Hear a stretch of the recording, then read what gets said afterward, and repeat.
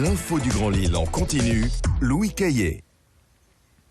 Et jeudi 27 octobre, bonjour à toutes et à tous et bienvenue sur Grand Lille TV. Un mot tout d'abord de vos conditions de circulation. Et globalement, ça circule plutôt bien sur nos axes de la métropole lilloise. Attention toutefois à ces ralentissements sur plusieurs centaines de mètres du côté de l'A25. Un petit peu avant N-Web, ça coince à hauteur de Bailleul pour rejoindre les axes lillois, notamment le périphérique sud. Soyez prudents dans les prochaines minutes, notamment si vous vous rendez au travail. Et puis du côté du ciel, un brouillard encore épais en ce mercredi matin. Il devrait se dissiper au fur et à mesure de la matinée pour laisser place à un ciel plutôt dégagé. Vous voyez sur ce radar des pluies, un ciel plutôt sec et dégagé dans les prochaines heures. On refera le point dans le prochain flash d'ici une quinzaine de minutes. Et puis concernant les températures, on le disait, 15 degrés attendus dans l'après-midi. Le point complet juste après ce flash info avec Clotilde Leguévac. Et une bonne nouvelle à présent pour les usagers du TER. Jusqu'à décembre, la région se penche sur les différents problèmes liés aux lignes ferroviaires dans la région. Et mardi soir à Arras, c'était le premier comité départemental qui avait pour but de mettre en lumière les problématiques de toutes les lignes SNCF du Pas-de-Calais. Une réunion qui rassemblait les représentants des associations d'usagers, des élus locaux, mais également le staff de la SNCF. L'objectif, négocier avec tous les partenaires pour dégager des priorités. Car en effet, la région compte de nombreuses lignes vétustes mettant en danger la sécurité des passagers. Un enjeu pour la région justement qui fait face à un problème de poids. Car le réseau appartient à la SNCF qui est déficitaire à hauteur de 40 milliards d'euros. 30 ans de mauvais entretien où la SNCF a fait le choix du tout TGV au détriment des réseaux secondaires. On écoute Franck Dersin, président de la commission transport infrastructure port et mer de la région, au micro d'Hélène Graffeuil. On parle de centaines de millions d'euros rien que de participation de la région, plus SNCF.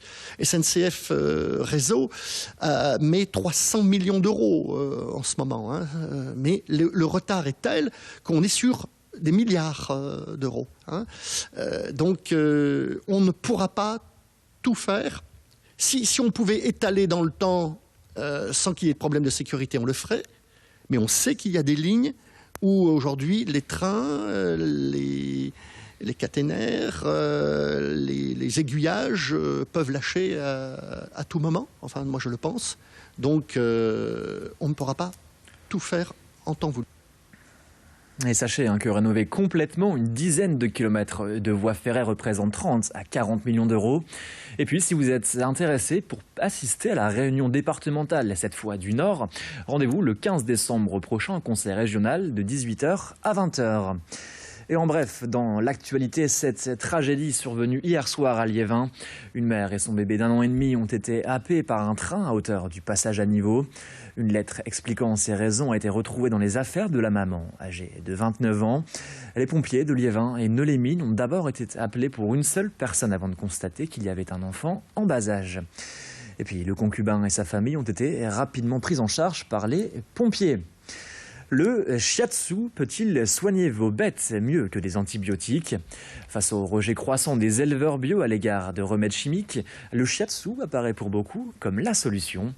Massage, télépathie, méditation, cette pratique traditionnelle de la médecine chinoise vise à soulager les maux des animaux en exerçant une pression à des endroits bien précis.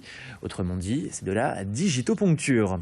Lucie de Vlamine qui pratique le shiatsu sur les animaux depuis une dizaine d'années et elle fait découvrir cette pratique justement dans des cabinets vétérinaires ou comme ici, directement sur une exploitation fromagère. Et comme vous avez pu le voir, l'animal a plutôt l'air d'apprécier.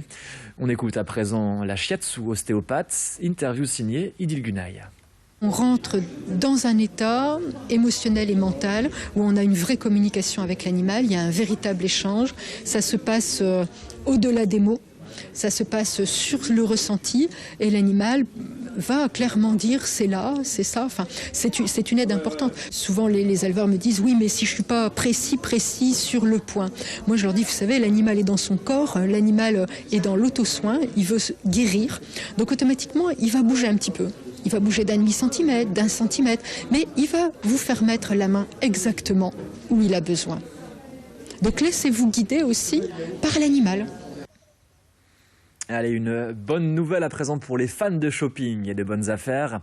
L'enseigne Primark ouvre ses portes ce jeudi matin, dans quelques heures, à 10h, dans le centre commercial Euralille. Des prix mini et des produits fashion qui ont fait toute la réputation de la marque irlandaise. Et comme dans tous les magasins de la chaîne, les dirigeants ont vu les choses en grand.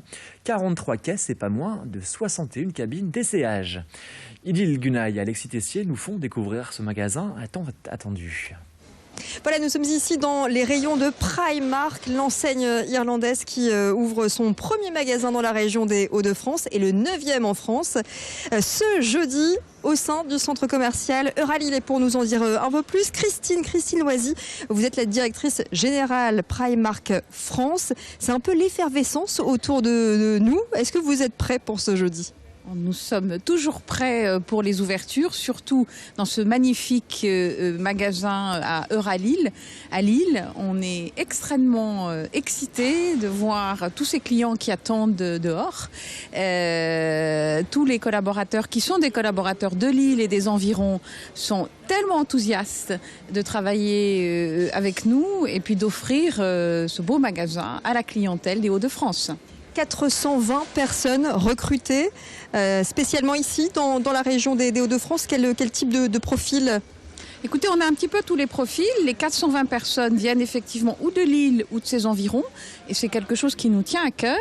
On a travaillé sur ce recrutement avec les autorités locales, on va dire, avec le Pôle emploi, avec la Maison de l'emploi, qui nous ont énormément aidés et supportés pour trouver ces 420 collaborateurs.